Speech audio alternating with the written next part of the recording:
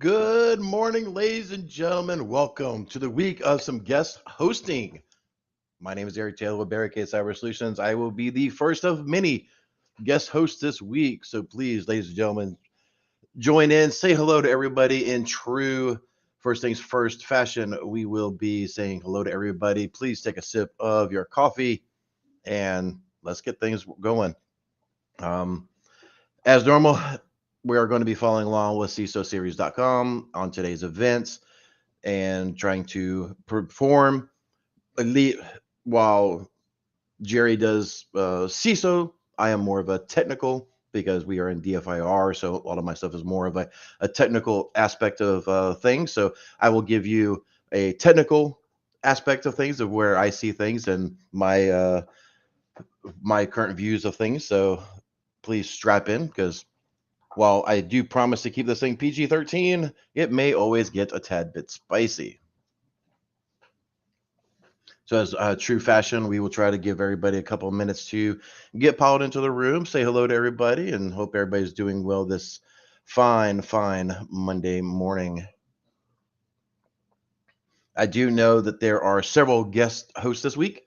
I am just of one, so I will be very interested. I will be tuning in as much as I can to learn the styles and other techniques that other podcasters do. So it would be interesting to learn from everybody else that is in this space. So normally this is the part where he's like, "Thanks for Barricade Cyber for sponsoring the show." Well, that's us. Hi, how you doing?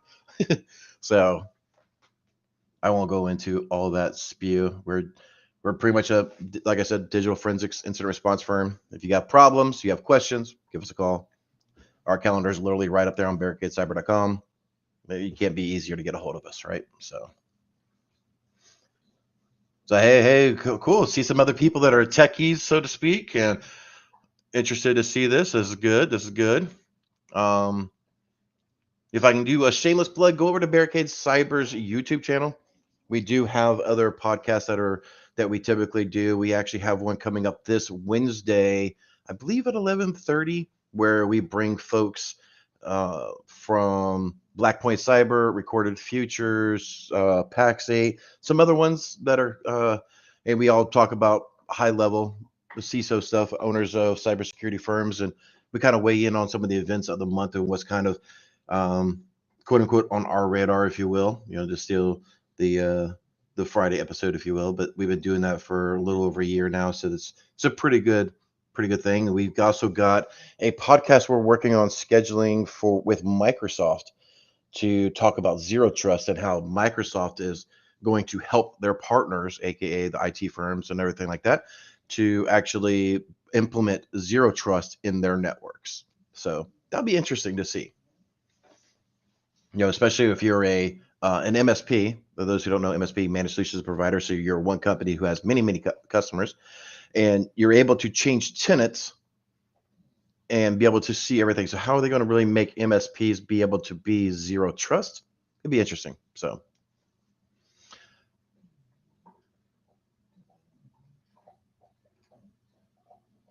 I started my MSP cybersecurity. Hey, Brendan, good job, man.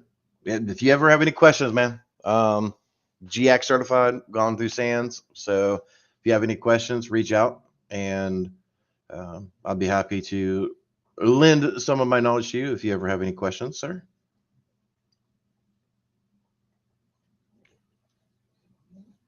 Spastic 8967, our firm MSP requires multiple logins.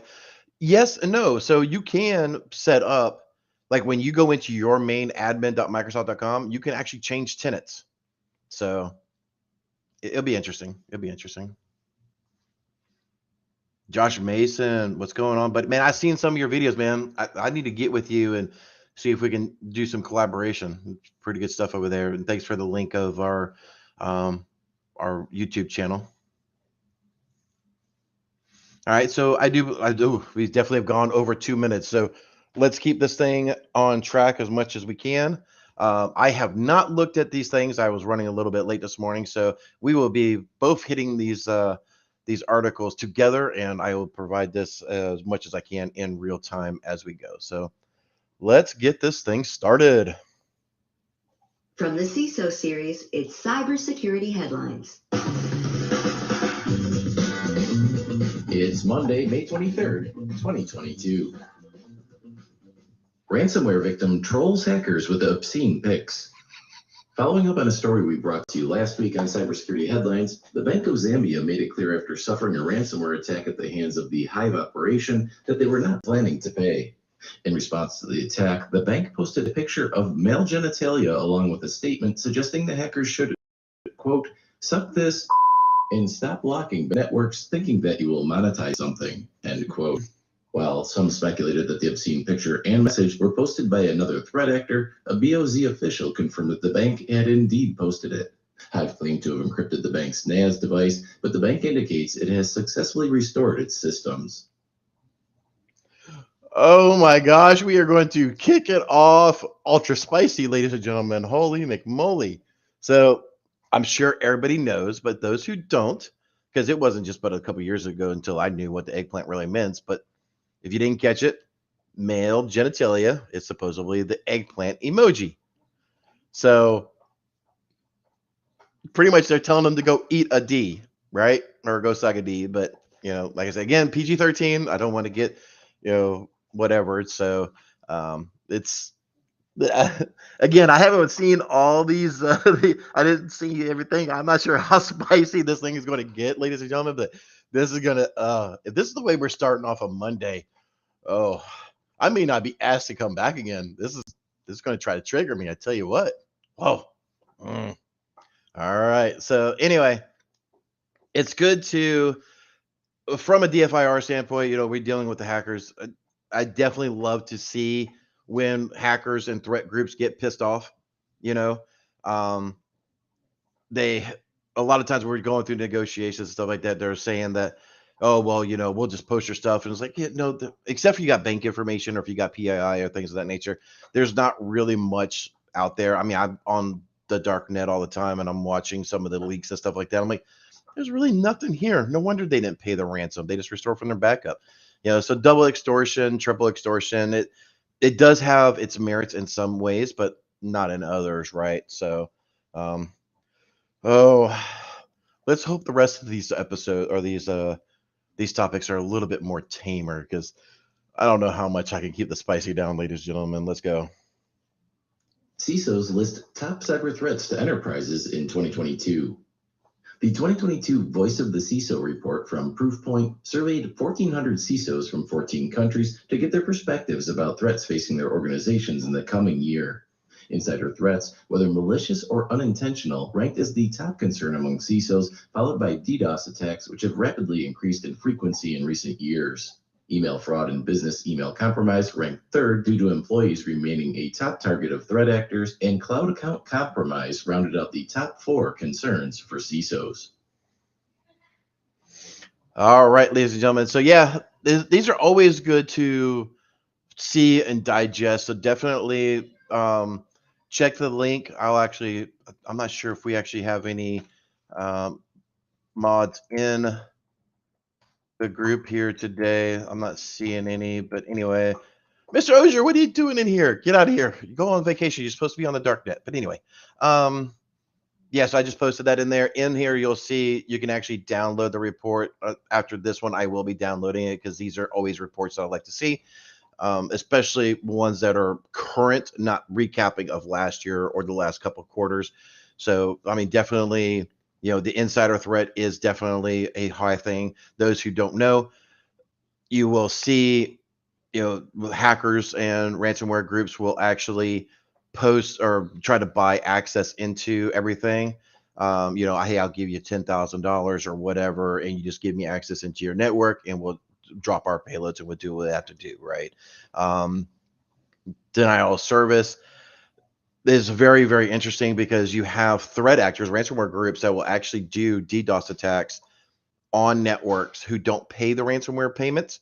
So they try to do, that's the whole triple extortion, if you will. One, they hold you for ransom to get your files back. Two, they leak it. And the third variant of this is, now we're going to DDoS you and try to make your network completely unusable and inaccessible because you didn't pay that ransomware note, right? So that's kind of where that triple extortion comes in. BEC, business email compromise, is always a big thing. I mean, anybody who's watching your clients' emails or your internal staff's emails know they're always getting these phishing attempts and stuff like that. Why? Because it works, right? So, in cloud account compromise, of course, it's not many. I can tell you for a fact. Let me minimize this real quick because I want to zoom in here, and I don't have the setup that normally, but I will tell you for a fact. Every time we go into a DFIR case, every single time, at least for the past year, a lot of the threat actors will get local network and then will compromise the cloud infrastructure or vice versa. In almost every case I've had recently, they're not monitoring the cloud. So there's a lesson to learn here. Are you monitoring your cloud resources? Are you monitoring your cloud logins? Are you monitoring if a email address gets forwarded to outside of your network? Things of that nature. So monitor your cloud, please. Monitor. All right. So anyway, let's move on, ladies and gentlemen. YouTube removes more than 9,000 Ukraine war-related channels. YouTube has taken down more than 70,000 videos and 9,000 channels related to the war in Ukraine for violating content guidelines. Examples include taking out the channel of pro-Kremlin journalist Vladimir Solovyev and suspending Russia's Ministry of Defense and Foreign Affairs' ability to upload videos for describing the war as a liberation mission. YouTube has an estimated 90 million users in Russia, where it has been able to continue operating despite cracking down on pro-Kremlin content. However, the company no longer allows advertising on the platform in Russia, which has drawn protest from some who say well-targeted ads can help counteract Kremlin propaganda. Okay. So this one hits me a little close. So while I'm not fully up to speed on the Russia-Ukraine thing. Yeah, I know that, of course, they're in battle and, each side says they're winning and all this other stuff, right? But I don't know. I know that these other countries don't have the same liberties and things that we have here in the States. For those who are not in the States, we have the First Amendment, freedom of speech. So as long as you're not promoting, you're not promoting anything to be harmful or promoting violence or things of that nature, it is protected. So, I would have to definitely dig into this thing to see if they are actually promoting violence or if they're actually recording and viewing or distributing, missile attacks, things of that nature. That may be, that'd definitely be a good no-no, right? You don't want to see mass murdering being delivered via your favorite streaming service, right? So this is definitely one to note. I do think that some of the social media programs may be getting a little trigger happy, a little gun. I don't want to say gunshot, but yeah, we'll stick with trigger happy, if you will, on some of the restraints that they're doing. That may be why some things like Starlink by Elon Musk is actually, providing a satellite service to help information to get out. I don't know how much of this goes in. So I will say take this comment with a big freaking asterisk from me. I'm not up to speed on a lot of this stuff because there's so much that keeps changing daily, and it's hard to keep up with this particular stuff. So but if they're actually doing bad things, then a good thing on YouTube and Google for removing that type of content. So Bing censoring searches for politically sensitive Chinese names. According to a report from Citizen Lab, the autofill system in Microsoft's Bing Bing search engine, which offers guesses at what users are searching for, fell with respect to names that the Chinese government deems sensitive, with examples including President Xi Jinping and deceased human rights activist Liu Xiaobo. Last year, Microsoft suspended the autofill feature in China to comply with Chinese laws, but the report provides new evidence that censorship could influence search results in the US and Canada. Microsoft chalked the issue up to a technical error, adding that autofill suggestions are driven largely by user behavior, and not seeing results doesn't necessarily mean that the results have been blocked. All right, let's go with this one. Okay, so if China has, so we'll just kind of go back to the whole free speech for a moment from the last article. So kind of good thing that they CISO series put these things together. So if you are providing a service in a different country, right, you need to be able to comply with the laws of said country, if you're going to do that. So, if China says you're not allowed to, search for those things, then you're not allowed to search for those things, right? So, if you, this is whole the whole pay to play, if you will, but to comply to play in this particular situation. But on a side note, who still freaking uses Bing anyway? Anyway, I'll digress. And now let's take a moment. www.optiv.com/ZeroTrust.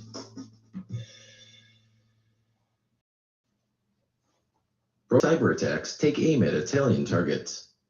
According to Italian police, cyber attacks by Killnet, a pro-Russia hacking group, have targeted a televised global singing competition called Eurovision. Authorities claim Killnet leveraged DDoS attacks on Eurovision during the competition's 2 semi-final rounds, as well as the final round on May 10th. The Italian police reported that their security operations center was able to successfully neutralize the attack.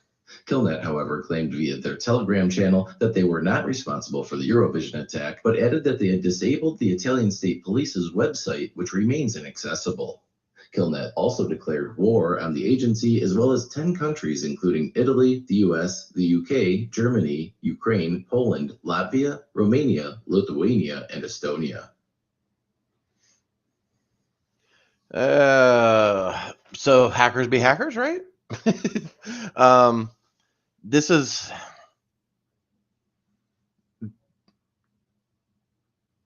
I don't know what to say about this one. I mean, to be completely honest with you, Russia, the whole Russia-Ukraine thing.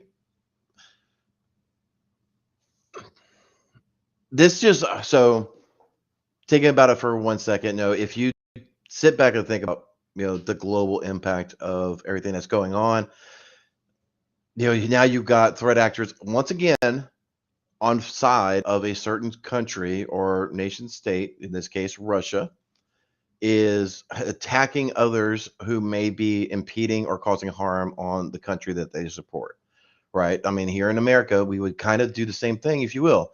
So, in this case, we typically have 3-letter agencies on our side to potentially do these type of things, but now you have independent people who are doing it on behalf of, and maybe even condoned or supported by the nation state actors. So, they're going to potentially attack anybody who they think is threatening the sovereignty or, the well-being of the citizens. So quite possibly these folks are actually inside of Russia. And, we do know that because of the global impact of everything, things are not going well for the citizens of Russia. So,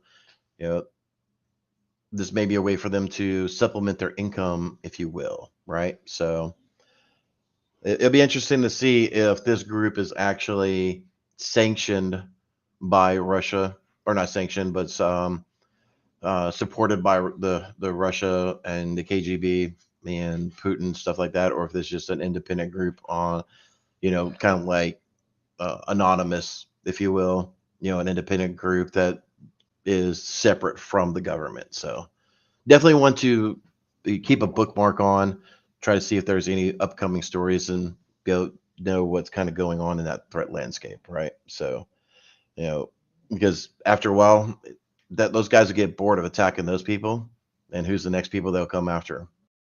A lot of times it's the U.S., right? So definitely keep an eye on.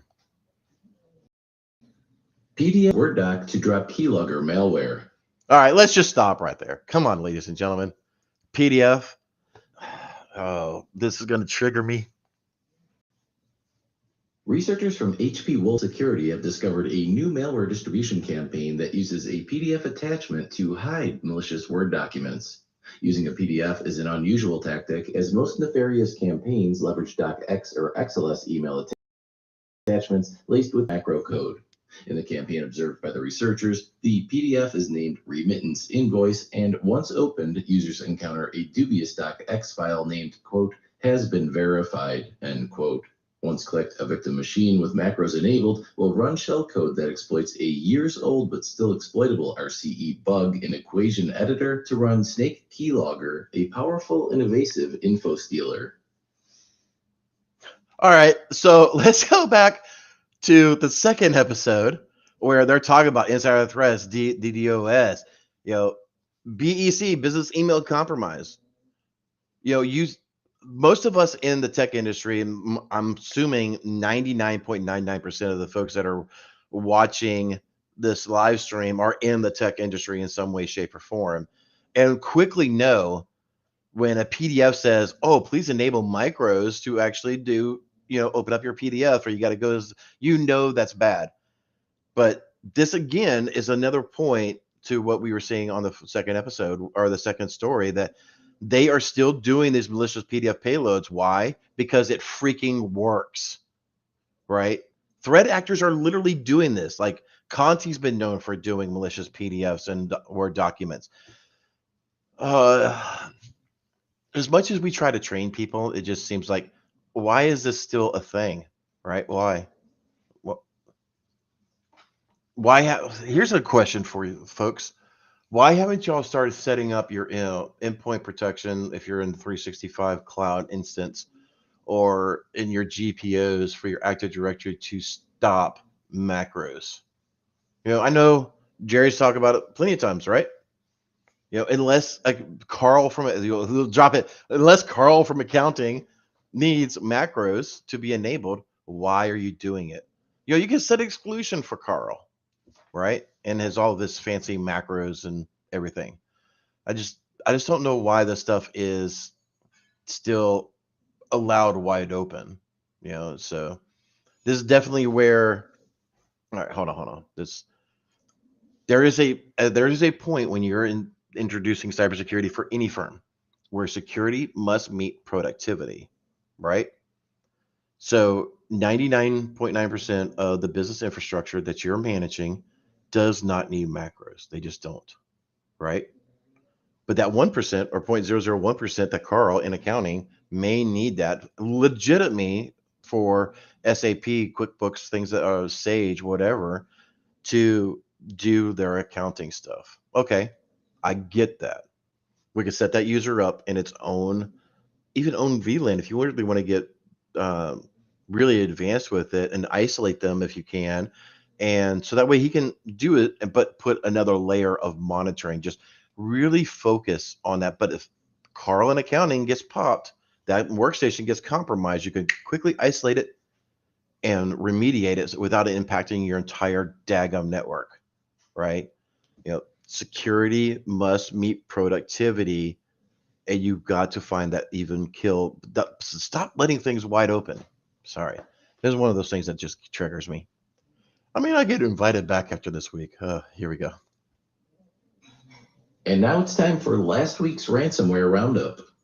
Last week's ransomware victims include the Chicago Public School District, which reported on Friday that it suffered a massive data breach exposing the data of nearly 500,000 students and 60,000 employees after their vendor, Ptel4Kids, suffered a ransomware attack back in December.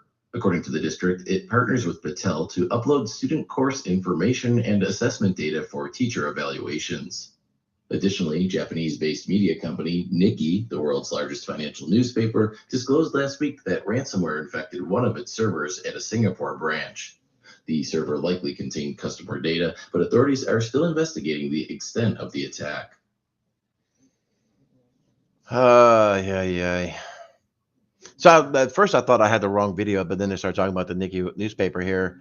So yeah, that's people are still they're going in, they're attacking people, and they're holding things, they're holding things up on the internet to get payment, right? So, I mean, I don't know what to say except for, yeah, this is definitely one of these situations where people need to take notice. Like, look, Q1 was definitely not as much ransomware communications that we had seen, so I do think that a lot of people have become a little sauce, like, oh, well, things are down. We don't have to worry about it quite as much, things of that nature. And now they're starting to pick back up. So be vigilant, ladies and gentlemen, please, please. And let's just let's just put this out. Even if you don't call Barricade Cyber, let's ask one question of you right now. Who are you going to call when things go bump in the middle of the night? Who are you going to call? If you don't have somebody, find somebody, right? When you got these ransomware attacks, you got these data breaches, you got these things going on, who are you going to call? And it's not better. Please don't say it's the freaking Ghostbusters, right? So find somebody you're going to be able to use. Oh, here we go. 2 people said Ghostbusters. Here we go. But anyway, find that business, find, if it's Kroll, if it's Mandiant, if it's whoever, find a business that can be integrated into your organization. That way you can have somebody that will come in and help you clean things up and be able to protect yourself and take you through ZeroTrust and things of that nature. Of course, I want you to come to Barricade Cyber. I'm a little biased, right? But why are businesses not protecting themselves a little bit more? But I digress. I knew people were going to say White Hat hackers awarded over $1.1 million at Pwn2Own Vancouver. During the 15th annual Pwn2Own Vancouver hacking competition, which is organized by Trend Micro's Zero Day initiative, 17 contestants attempted to exploit 21 targets across multiple categories. Highlights include 3 White Hat hackers demonstrating escalation of privilege exploits in Microsoft Windows 11, leveraging integer overflow, improper access control, and bugs in a use-after-free version of the OS. Another participant demonstrated a use-after-free exploit on Ubuntu desktop. Each of these hackers earned $40,000, with Trend Micro and ZDI awarding a total of $1,155,000 during the competition. And that does it for today's cybersecurity.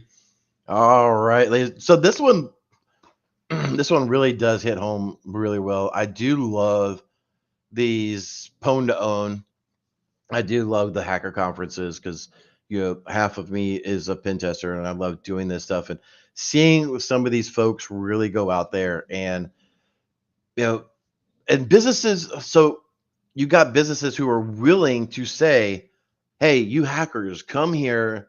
We will pay you for a 48-hour bug bounty and one big massive hack fest. It's just cool. If you have time this week, you can literally go to YouTube and look for Pwn2Owns. Some of the stuff that these guys pull off are incredible. It's just like, I didn't even, how would you have thought of that? But most of the time when I start studying about these things, these folks, so here's a good education lesson. So you'll see people drop 0 days that have been holding, you start reading reports that they've held on to them for about 6 or 8 months or something like that. A lot of times they didn't get submitted to things like Pwn2Own or some other thing, or so the bug bounty program for it said Clumpy is just not paying out to the level that they're liking. But a lot of these Pwn2Own, they've been sitting on these exploits for 3-4 months to get that big cash payout. But at the same time, you got folks like Trend Micro, ZDI, and even Tesla who invite them to come do this, right? So, well, I'm never a big fan of dropping 0 days on Twitter, but I do love the Pwn2Own concept. At least they're getting submitted, at least they're getting fixed, and at least the people who are participating in these activities, they're getting paid, they're getting compensated. So they could literally take their activities and be for malicious, like a ransomware group, but they're not. They're staying on the good side of things. and they're going to Pwn2Own. They're going through HackerOne's Bug Bounty or Bug Crowd, or they're going to one of the other HackerFest B-sides. So good to them, you know, that they're staying on the right side of things. And again, if you have time this week, go check out Pwn2Own. There's tons and tons of web videos on it that some of them will just blow your mind, right? So it's really, really, really cool stuff. So yeah, Nathan, yeah, Bug Bounty is cool. I love it. I love it. But anyway, thanks everybody for tuning in. Again, my name is Eric Taylor of Barricade Cyber Solutions. Please, please, please like and subscribe to all the people who are streaming and restreaming this this event. And again, if you don't know who to talk to, please find that business. If you don't, if you just want to ask questions, we're always available. Barricadecyber.com. Check out Mandiant, check out FireEye, check out Kroll. Some of the bigger players in there, right? So, great and cheesy day. But yeah, we definitely have some folks that are guest hosts on this week, so please tune in every week. Make sure you get different varieties of people who are hosting this week, and I hope y'all have a great one. Take care, y'all. There once was a kid whose passwords laid across all sites, they were the same. A criminal then found their fame by taking that data to go. Soon may a criminal come to steal your pictures and data and run. One day when the crime is done, they'll steal your account and go.